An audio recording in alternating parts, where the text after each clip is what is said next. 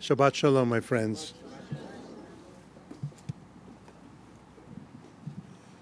Several years ago, I was invited to give a speech to a business group. And the topic of my speech was the influence of the Jews on America and the influence of America on the Jews. I came up with the topic. The setting, however, was chosen by the group, and it was unique. They managed to rent the Library of Congress after hours, and they had this beautiful dinner on the rotunda, and that's where I gave my talk. Sitting next to me before I spoke was the Librarian of Congress. And this is how I began. Only in America would a non-Jewish business group fly in a rabbi from Los Angeles to give a speech on the influence of the Jews on America and the influence of America on the Jews in the Library of Congress. It's a statement of how America has been a uniquely good place for us, how we have benefited from America, and indeed, how America has benefited from the Jewish people. Now, it would be easy to take all of this for granted, but if we take for granted our success in America as a people, we do so at our peril.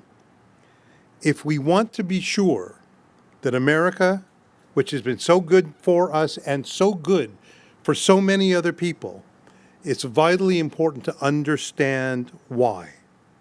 Why has America been a place where Jews and so many others have done well? Is there something fundamental in the fabric of the United States that led it to become a country where Jews could maintain and live their Judaism while also embracing American culture?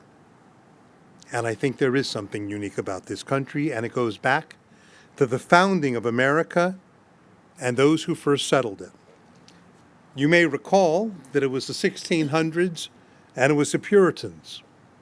You remember what brought them here? It was religious persecution in Europe. And then certain other groups followed: the Calvinists, the Quakers, the Huguenots, the Mennonites, the Amish. Rabbi Ken Spiro wrote a marvelous piece on America and Judaism a number of years ago. And I adapted some of his ideas here that I'm going to share with you. I want to acknowledge him.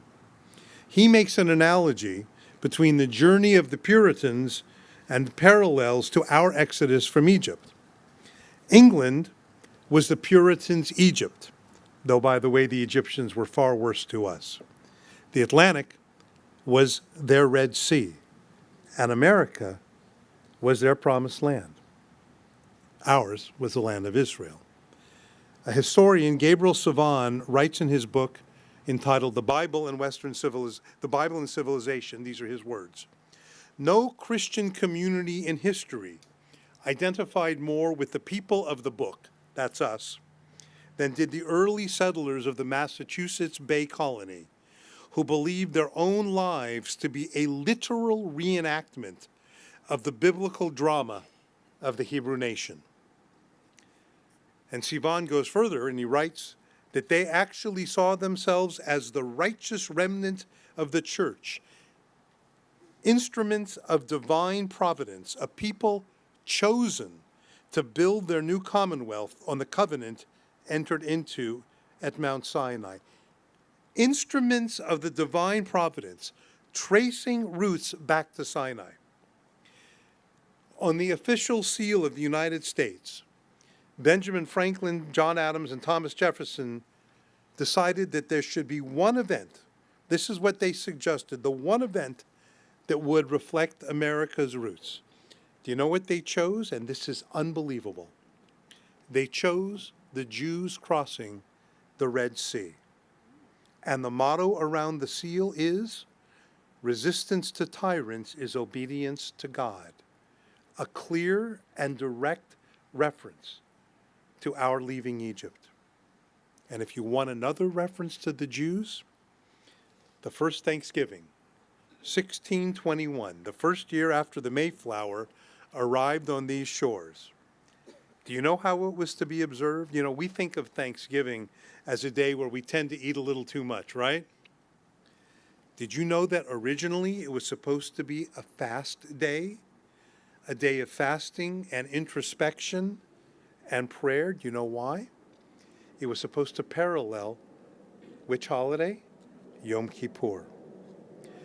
And the influence of Judaism went well beyond the holidays. The Puritans looked to the Bible when it came to shaping the legislation in America. In other words, the governing of the United States of America had biblical influence. And let me give you an example. In 1655, in New Haven, there were 79 statutes. Of them, half had references to the Bible, and almost all of them to the Hebrew Bible, not to the New Testament. So biblical law, Jewish law, was vital in shaping the United States of America. The Declaration of Independence itself had biblical roots. You know it. We hold these truths to be self-evident, that all men are created equal, that they are empowered by their Creator with certain unalienable rights that are among these are what? Life, liberty, and the pursuit of happiness. These are in effect the very first words of a new country. So these words must be really important. So let's take a closer look at them. We hold these truths to be self-evident. Self-evident. Do you know what self-evident means? It means they are unquestionable. They are bedrock. They are the basis of everything that follows. So what's written after these is absolutely critical because these truths are self-evident. What are the truths? There are three of them. The first one, all men are created equal. All human beings are created equal, irrespective of race, of religion, of ethnicity, of wealth, of poverty. Do you know where this revolutionary idea, and by the way, it is revolutionary. It's revolutionary among the world even today, that people are considered equal, irrespective of wealth, poverty, race, ethnicity. Do you know where it comes from? It comes from the Torah. It comes from the idea that the first human beings, Adam and Eve, do you know what color Adam and Eve are? Does anybody here know? You don't. And the Talmud teaches there's a reason that their color is left out, lest anybody say that their ethnicity was closer to God. The Torah leaves out the color of Adam and Eve to make the point that no one race is more authentic than another. Did America live up to that ideal? For many years it did not. It took a civil war and later a civil rights movement. But this country aspired to it, and it comes directly from the Torah. And it led to a country that with all its warts, and America certainly has its warts, but it has been the most accepting of any country in history, which is why people from every race and ethnicity come from everywhere around the world to live in this country. The second truth, that they were endowed by their Creator. A clear reference to God in the Declaration of Independence. God is the creator of all human beings, and therefore all human beings have a status. Where does this come from? The Torah. On the sixth day, God creates human beings. And the third truth, that people have unalienable rights. You know what unalienable means? I didn't really know. It's one of those phrases we all hear all the time. So I spent a lot of money, I did a lot of research, and went to Wikipedia. And Wikipedia says unalienable means undeniable. These are your rights. They are not to be denied. So what are those unalienable rights, those rights that every American is entitled to? There are three of them: life, liberty, the pursuit of happiness. So let's take a look at those. Life. Right number one is life. Where does this come from? It comes from the Torah. The Torah talks all about the sanctity of human life. Human beings are made what? B'tselem Elohim, in the image of God. And the sixth commandment, lo tirzach, you shall not murder. You don't take another innocent person's life. It's a violation of God's law. The second right, liberty. What's liberty? Independence, autonomy. It's not freedom. It's much different than freedom. It means you have autonomy. What's the basis of liberty for the human being? The very first of the 10 commandments. I am the Lord your God, who brought you out of the land of Egypt, out of the house of bondage. How often at your Passover Seder do we hear that one of the lessons of Passover is that God wants people to be free, not just the Jewish people, not just the Israelites, if you will, but that all people should live with a certain level of freedom. And then the very next commandment, the second commandment, tells us not to bow down or to serve other gods. In other words, to keep your liberty, you worship one God and nothing else. Nothing is higher than God. And the third right, the pursuit of happiness. Pursuing happiness is a God-given right. What Jefferson, the primary author of the Declaration, meant by the pursuit of happiness isn't completely clear, but it's not likely to be something like whatever floats your boat, whatever makes you happy. Jefferson believed that democracy and self-government would only work if a certain kind of society existed. By the way, this is really, really important. The freer a society, the more important it is for a population to have good values. A free society only works if people are decent. The smaller the government, the more trust is shown to the population, by definition. If you make more and more laws, it means you're less trusting of people. But if you make fewer laws, if you have a smaller government, it means that people have more freedoms. But it means for a free society to work, and this is one of the freest societies in the history of the world, it means people have to govern their own actions. They must choose to act well.